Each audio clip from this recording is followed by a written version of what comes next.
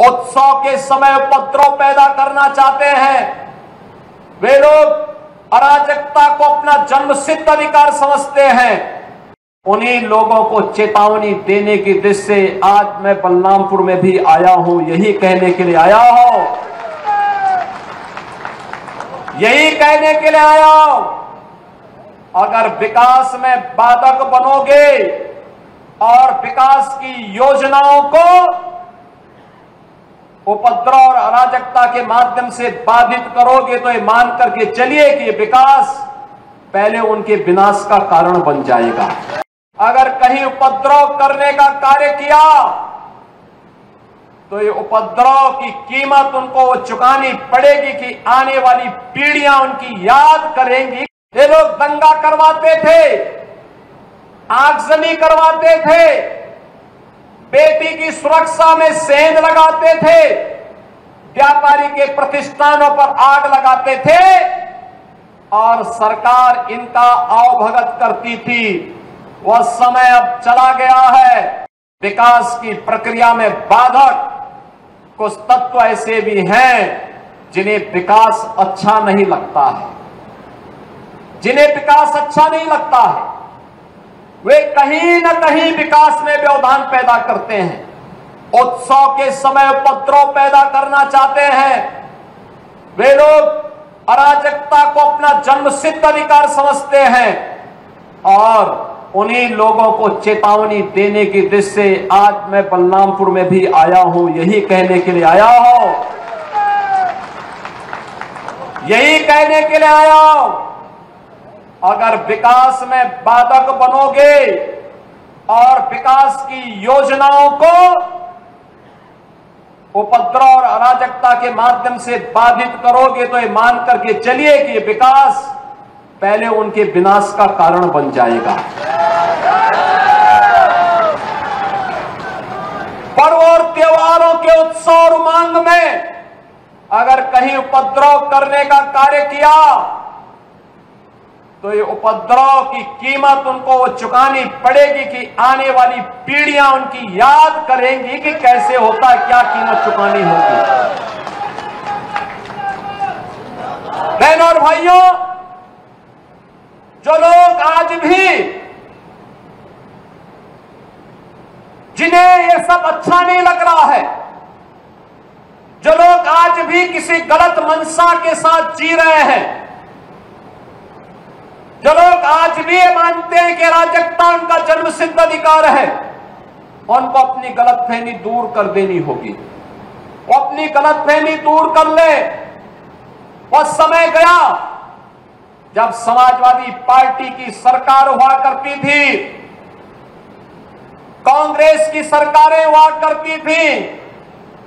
ये लोग दंगा करवाते थे, आगजनी करवाते थे, बेटी की सुरक्षा में सेंध लगाते थे, व्यापारी के प्रतिष्ठानों पर आग लगाते थे और सरकार इनका आवभगत करती थी। वह समय अब चला गया है। अब ये डबल इंजन की सरकार है। अगर बेटी की सुरक्षा पे हाथ डालने का प्रयास किया, व्यापारी के प्रतिष्ठान में आग लगाने का प्रयास किया, उत्साह और उमंग के उत्सव में कहीं पर अगर अराजकता पैदा करने का और उपद्रव पैदा करने का कुत्सित प्रयास किया तो मान करके चलिए कि ये रास्ता उनका सीधे नरक में जाने का होगा, सीधे नरक में। कुछ लोग रहते भारत में हैं लेकिन गजवाए हिंद का नारा लेकर के भारत के अंदर राष्ट्र विरोधी गतिविधियों को बढ़ावा देने का कुत्सित कार्य कर रहे हैं। गजवाए हिंद हिंदुस्तान की धरती पर नहीं होगा। भारत की धरती, ये भारत के देवीय महापुरुषों, अवतारी महापुरुषों, देश के लिए अपना बलिदान देने वाले महापुरुषों के आदर्शों से संचालित होगा। गजवाए हिंद की कल्पना करना भी और उसका सपना देखना भी जहन्नुम में जाने का टिकट का रास्ता पैदा कर देगा। अगर किसी को जहन्नुम में जाना हो तो गजवाए हिंद के नाम पर अराजकता पैदा करने का कुत्सित प्रयास करें। और छद्म रूप में जो लोग इस प्रकार की गतिविधियों में लिप्त हैं वे भी कान खोल करके सुन लें, देर सवेर छांगुर जैसे हाल तो उनके भी होने ही हैं। आपने देखा होगा, यही है ये कालनेमियों का हाल। कैसे छद्म रूप से लोगों में भ्रम पैदा हो। जलालुद्दीन ने अपना उपनाम रख दिया था छांगुर बाबा, जिससे हिंदू भ्रम में रहे, समाज की आंखों में धूल झोंक लेगा, लेकिन पापी कितना भी अपने पाप को छुपाने का प्रयास करेगा, उसका पाप का समय तो पाप का घड़ा भरना ही भरना है, और पाप का घड़ा भरेगा इस धरती माता उसको कभी बर्दाश्त नहीं कर पाएगी। और छांगुर जैसे दुष्कर्मियों और राष्ट्रद्रोही तत्वों के द्वारा छद्म रूप से यही कार्य बलरामपुर की धरती से करने का प्रयास हो रहा था। हमें सतर्क होना होगा। जो लोग हिंदुस्तान की धरती पर रह करके भारत विरोधी गतिविधियों में लिप्त हैं, हिंदू विरोधी गतिविधियों में लिप्त हैं, हमें ऐसे कालनेमियों से सतर्क रहना होगा, उन्हें सख्ती से जवाब देना होगा। स्थानीय प्रशासन और पुलिस को इसके प्रति सजग करना होगा और समय समय पर इनकी गतिविधियों के बारे में शासन को अवगत कराना होगा, जिससे समय रहते इनकी नाजायज गतिविधियों पर सरकार पूरी तरह नकेल कस सके। कुछ लोगों को शांति और विकास अच्छा नहीं लगता, लातों के भूत बातों से नहीं मानते। इनको लगता है जैसे सरकार अब भी इनके सामने झुक करके कार्य करेगी। सरकार का पहले दिन से, डबल इंजन की सरकार का पहले दिन से ही यह निर्णय है कि अपराध और अपराधियों के प्रति, गद्दारों और देशद्रोहियों के प्रति सरकार जीरो टॉलरेंस की नीति के तहत कार्य करेगी। हमारी संवेदना एक गरीब के लिए है, हमारी संवेदना नौजवान के लिए है, हमारी संवेदना बेटी और बहनों के लिए है, हमारी संवेदना अपने अन्नदाता किसानों के लिए है, हमारी संवेदना उन व्यापारियों और उद्यमियों के लिए है जो अपने यहां देश के विकास का खाका तैयार करते हैं और नौजवानों के लिए रोजगार और नौकरी की व्यवस्था करते हैं। हमारी संवेदना उस हर नागरिक के साथ है जो भारत को भारत माता के रूप में सम्मान देता है, भारत के महापुरुषों का सम्मान करता है, भारत की परंपरा और भारतीय संस्कृति के प्रति आदर का भाव रखता है। इन मूर्खों को यह भी नहीं पता कि आस्था के प्रतीकों को प्यार नहीं सम्मान दिया जाता है। सम्मान और आस्था चौराहे पर प्रदर्शन करने की वस्तु नहीं, आस्था अंतःकरण का विषय होता है, अंतःकरण का विषय होता है। आज चौराहे चौराहे पर जाकर के कितने कमजोर और कायर हैं, छोटे छोटे बच्चों को जिनके हाथों में कलम होनी चाहिए, जिनके हाथों में नोटबुक होनी चाहिए, जिनके हाथों में विज्ञान और गणित की पुस्तकें होनी चाहिए, उनके हाथों में आई लव मोहम्मद का पोस्टर देकर के, तख्तियां देकर के समाज में अराजकता पैदा करने का कार्य कुछ लोग कर रहे हैं। इनको यह भी नहीं मालूम कि उनकी जिंदगी तो बर्बाद है ही है, लेकिन इन बच्चों की भी जिंदगी को ये लोग बर्बाद करने पर उतारू हो रखे हैं। लेकिन सरकार इस प्रकार की अराजकता को कतई स्वीकार नहीं करेगी, कतई स्वीकार नहीं करेगी।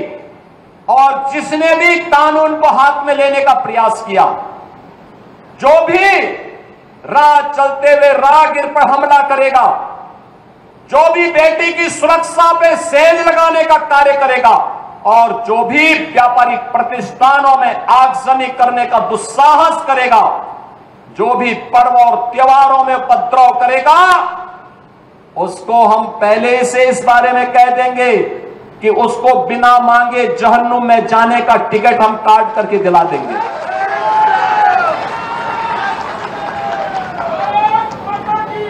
इतना पर्याप्त होगा उसके लिए। यह अराजकता स्वीकार्य नहीं। विकास में हर व्यक्ति की भागीदारी जब सुनिश्चित की गई है, गांव गांव का विकास हो रहा है, कल्याणकारी योजनाओं में बिना भेदभाव के शासन की योजना का लाभ उपलब्ध करवाया जा रहा है, बिना भेदभाव के युवाओं को नौकरी और रोजगार उपलब्ध करवाया जा रहा है, तो फिर यह अराजकता कैसे? कुछ चंद लोगों को माहौल खराब करने की छूट नहीं देनी चाहिए। ये वही लोग हैं जिन्होंने उत्तर प्रदेश की भ्रष्ट सरकारों के साथ मिलकर के उत्तर प्रदेश के सामने पहचान का संकट खड़ा किया था। ये वही लोग हैं जिन्होंने उत्तर प्रदेश को बीमारू राज्य बना दिया था। ये वही लोग हैं जिन लोगों के दंगों के कारण प्रदेश में कोई निवेश नहीं आता था, कोई उद्योग नहीं लगता था, कोई विकास का कार्य नहीं हो पाता था। और आज पिछले 8.5 वर्ष के अंदर उनकी मंशा सफल नहीं हुई। अब नए नए तौर तरीके अपनाने का कार्य कर रहे हैं, लेकिन याद रखना होगा, वे जितना सोचते हैं उससे ज्यादा हमारी पहले से तैयारी रहती है। और जब भी दुस्साहस करेंगे ऐसे ही पिटोगे जैसे बरेली के अंदर पीटे गए हो। बहनों और भाइयों, मैं आज के इस अवसर पर एक बात और कहना चाहूंगा। कुछ लोग हैं जो अफवाह पैदा करके भय और दहशत का माहौल पैदा करना चाहते हैं। आप देख रहे होंगे ड्रोन के नाम पर, चोरी के नाम पर भय और दहशत का माहौल पैदा किया जा रहा है। जिला प्रशासन ने हर जनपद में व्यवस्था की है, हर ग्राम पंचायत में ग्राम सुरक्षा समिति का गठन किया है। आप लोग भी अपने स्तर पर प्रयास करिए। पुलिस के पेट्रोलिंग तेज हुई है। जो भी ये भय और दहशत का माहौल पैदा करेगा, ड्रोन के नाम पर अनावश्यक लोगों के मन में भय और दहशत पैदा करेगा, ऐसे लोगों के खिलाफ गैंगस्टर के तहत कार्रवाई करने के आदेश पहले ही दिए जा चुके हैं। जो भी चोरी के नाम पर भय और दहशत पैदा करेगा, उन लोगों की संपत्ति को जब्त करने के लिए हम लोगों ने पहले से आदेश कर रखे हैं कि ऐसे लोगों के खिलाफ सख्ती से निपटा जाए। लेकिन आपकी भी जिम्मेदारी बनती है, एक सभ्य समाज के नागरिक होने के नाते विकास में, लोक कल्याणकारी योजना में अगर आपकी सहभागिता है तो व्यापक जन जागरूकता में भी आपकी सहभागिता होनी चाहिए। और व्यापक जन जागरूकता का यह अभियान, जिस अभियान के लिए आपका आह्वान करने के लिए मैं आपके बीच आया हूं, अगर कोई आपके गांव में, आपके कस्बे में, आपके मोहल्ले में, आपके अगल बगल के क्षेत्र में भय और दहशत का माहौल पैदा कर रहा है, पहले उसको रोको, उसको समझाओ। अगर नहीं मानता है तो प्रशासन को बताओ, प्रशासन अपने आप ही उसको ठोकने का कार्य कर देगा। आपको उसमें चिंता करने की बात नहीं है। आप चुपचाप बताइए, बाकी का इलाज हम स्वयं कर लेंगे। हमें लव जिहाद और धर्मांतरण जैसी राष्ट्र विरोधी गतिविधियों के प्रति सतर्क रहना होगा। गौ तस्करी और गौ कसी करने वाले तत्वों के खिलाफ सतर्क रहना होगा। अगर कोई कहीं भूल से भी इस प्रकार की गतिविधियों में लिप्त है, उसकी सूचना ससमय आप पुलिस को और प्रशासन को उपलब्ध करवाइए।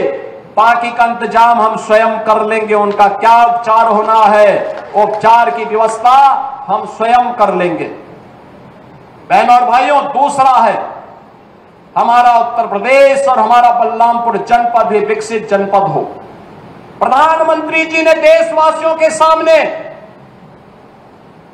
शताब्दी संकल्प का एक विराट लक्ष्य रखा है। 2022 में इस देश ने अपनी आजादी के 75 वर्ष पूरे किए थे। अमृत महोत्सव का आयोजन पूरे देश के अंदर हुआ था, हर घर पे तिरंगा पहना था। शताब्दी महोत्सव 2047 जब ये देश अपनी आजादी के 100 वर्ष पूरा करेगा, कैसा भारत चाहिए, कैसा भारत हमें चाहिए? उस भारत के निर्माण के लिए, शताब्दी संकल्प के इस अभियान के साथ जुड़ने के लिए 2047 में हमें एक आत्मनिर्भर और विकसित भारत चाहिए। आत्मनिर्भर और विकसित भारत के लिए देश की सबसे बड़ी आबादी के राज्य उत्तर प्रदेश को आत्मनिर्भर और विकसित बनाना होगा। आत्मनिर्भर और विकसित उत्तर प्रदेश के लिए हमें बलरामपुर को भी आत्मनिर्भर और विकसित बनाना होगा।